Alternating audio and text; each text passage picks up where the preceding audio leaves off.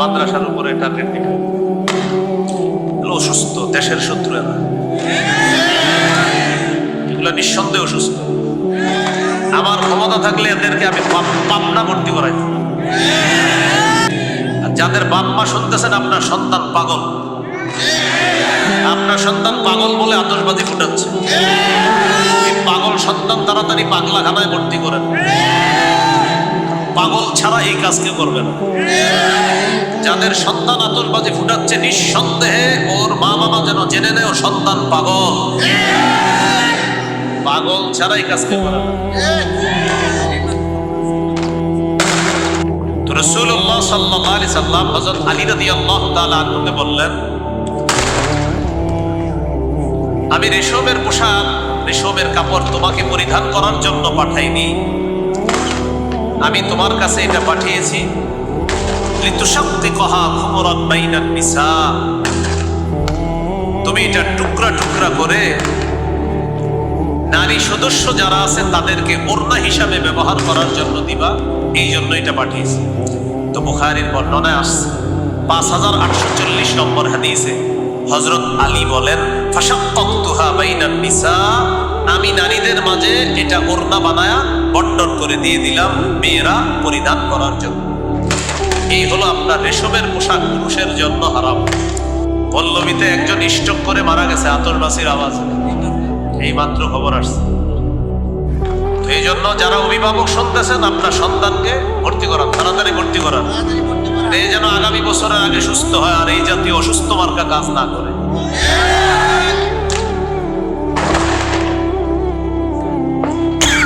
এই পাপের বোঝা নিয়ে কোথায় যাবে?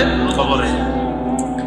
তাহলে বলেন, কোন দিবসকে কেন্দ্র করে এইখানে যারা আমার আলোচনা শুনছে, তো আমরা আজকে তো ফুটাবো না, আমরা কোনো দিবস ঈদের আগেও না, বিয়েতে গায়ে হলুদ কোথাও আমরা আতশবাজি জীবনেও আমরা এগুলো করবো না ইনশাআল্লাহ। আপনার বন্ধু যারা আছে তাদেরকে দাওয়াত। 5 নাম্বার গান বাজানো, এটা এখনো বাকি আছে। আজকে একটু পরে গান শুরু হবে, এখন তো মাত্র স্যাম্পল দেখলাম। গানের নিয়মটা হবে এমন, কিছু ছেলে ক্রিকেট খেলার আয়োজন করবে, পাশে আপনার 2টা বক্সে জোরে জোরে গান বাজাবে, খিচুড়ি পাকাবে, রাত 4টা বাজে খিচুড়ি খেয়ে তাহাজ্জুদ করে ঘুমিয়ে যাবে। এগুলো 5 নাম্বার আপনার গান। গান, এই গান নতুন বর্ষকেও স্বাগত জানায়। ঈদের আগের রাতে 29টা 30টা রোজা রাখার পর ইবলিস ছাড়া পেয়ে যায়, তখন আয়েশা বলে, টেনশন নাই, এসে গেছে, তুমি 2টা বক্স আনো, হিন্দি, আরবি, ফার্সি, বাংলা, অঙ্ক, ইংরেজি যা পারো, গান হইলি হলো, কি ভাষা এটা জানা দরকার নাই, সর্বোচ্চ ভলিউমে ছাড়বা, তালে তালে লাফাইবা, দেখবেন বাচ্চা ছেলে মেয়েরাও লাফাইতেছে, ছোট ছোট।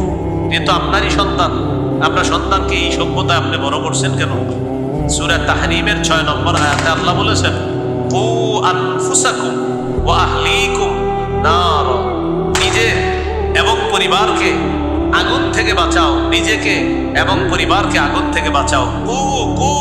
বাঁচাও, প্রোটেক্ট, সেভ, প্রোটেক্ট আনফুসাকুম, ইউরসেলফ, ওয়া আহলিকুম এন্ড ইউর ফ্যামিলিজ নার এগেইনস্ট আ ফায়ার। ফায়ার অর্থ কি?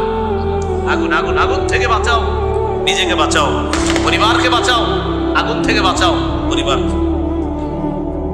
এই জন্য এই আয়াতের ব্যাখ্যায় সাহাবায়ে কেরাম বলেন, আল্লিমু আওলাদাকুম আল আদাবা, সন্তানকে ছোটবেলা থেকে শিষ্টাচার, ভদ্রতা শিক্ষা দাও। আপনি যদি সন্তানের হাত ধরে তাকে নাচের আর গানের স্কুলে নিয়ে যান, আর বড় হলে আলেমদের কাছে গিয়ে বলে, হুজুর সন্তানটা শেষ, ছোটবেলা যখন নাচের আর গানের স্কুলে নিয়েছেন, কসাই বাবা হিসাবে সন্তানের হাত ধরে আপনি জাহান্নামে নিয়ে গেছেন, তখন এই কাজ কেন করবেন? আবার ইমাম সাহেবের কাছে হাসি দিয়ে দোয়া চাই, হুজুর দোয়া করেন। গান, গানের ব্যাপারে শুধু এতটুকু মনে রাখবেন, আমার যেই বিষয়টা আর কি, গানের ব্যাপারে আমি যেই বিষয়টা, গানের ব্যাপারে নবীজি কোরআন তেলাওয়াত করতেন, কাফেররা নবীজির তেলাওয়াত শুনতো চুপে চুপে, মজা লাগতো। নজর ইবনে হারেসা এক কাফের চিন্তা করলো যে আমাদের সন্তানরা মুহাম্মদ সাল্লাল্লাহু আলাইহি ওয়াসাল্লাম, তার তেলাওয়াত শুনে আমাদের সন্তানরা, এটা মেনে নেওয়া যায় না। সে বিদেশ গেছে, বিদেশ গিয়ে বাদ্যযন্ত্র কিনে আনছে, গায়িকা কিনে আনছে, নায়িকা নর্তকীদেরকে কিনে আনছে, এনে বলল তোমরা নাচবা, পাশে গান বাজতে থাকবে, গানের তালে তালে তোমরা নাচতে থাকবা। আর অন্যান্য ছেলে মেয়ে যারা আছে তাদেরকে বলতো এখন থেকে মুহাম্মদ সাল্লাল্লাহু আলাইহি সাল্লাম তার তেলাওয়াত শুনবা না, এখন থেকে নর্তকীদের নাচ দেখবা আর গান শুনবা। তাহলে কিসের বিরুদ্ধে গান আমদানি করলো কাফেররা? কোরআনের। সেই গান আপনি বাজাচ্ছেন। সূরা লুকমানের 6 নম্বর আয়াতে এটাই বলছে আল্লাহ, ওয়া মিনান নাস, মানুষের মধ্যে কিছু মানুষ, ইয়াশতারি লাহওয়াল হাদিস, যারা ক্রয় করে লাহওয়াল হাদিস, গান, গল্প, মিথ্যা গল্প কাহিনী, নায়িকা গায়িকা নর্তকী ইত্যাদি বাদ্যযন্ত্র ক্রয় করে, লিউযিল্লা আন সাবিলিল্লাহ, মানুষকে আল্লাহর রাস্তা থেকে পথভ্রষ্ট করার জন্য। শেষে আল্লাহ বলেন উলাইকা লাহুম আযাবুন মুহিন, তাদের জন্য অপমানজনক শাস্তি, লাঞ্ছনাজনক শাস্তি, অপমানকর শাস্তি। তাহলে গান বাদ্য হালাল না হারাম? সূরা আহজাবের 58 নম্বর আয়াত। যারা আপনারা আতশবাজি ফুটাচ্ছেন, এখনই কোরআনের অনুবাদ দেখে নেন। সূরা আহজাব 58 নম্বর আয়াত। সূরা আহজাব 58, সূরা আহজাব 58। পাপের বোঝা বহন করে কবরে যেতে হবে। সূরা আহজাব 58। এখনই যারা আতশবাজি ফুটাচ্ছেন, এখনই কোরআনের বাংলা অনুবাদ থাকলে দেখেন। সূরা আহজাবের 58 নম্বর আয়াতের অনুবাদটা এখনই দেখে নিতে পারেন। কোন সূরা? কত নম্বর আয়াত? যারা আতশবাজি ফুটাচ্ছেন, এখনই ঘরে বাংলা অনুবাদ থাকলে অনুবাদটা পড়েন, পড়ার পর সিদ্ধান্ত নেন ফুটাবেন কিনা। সূরা আহজাবের 58 নম্বর আয়াত। সূরা আহজাবের 58 নম্বর আয়াতে আল্লাহ আলোচনা আসতো আমার, আজকে যে আলোচনা করতেছি ওইটাতে চলে আসতো, এরা আগেই শুরু করে দিচ্ছে।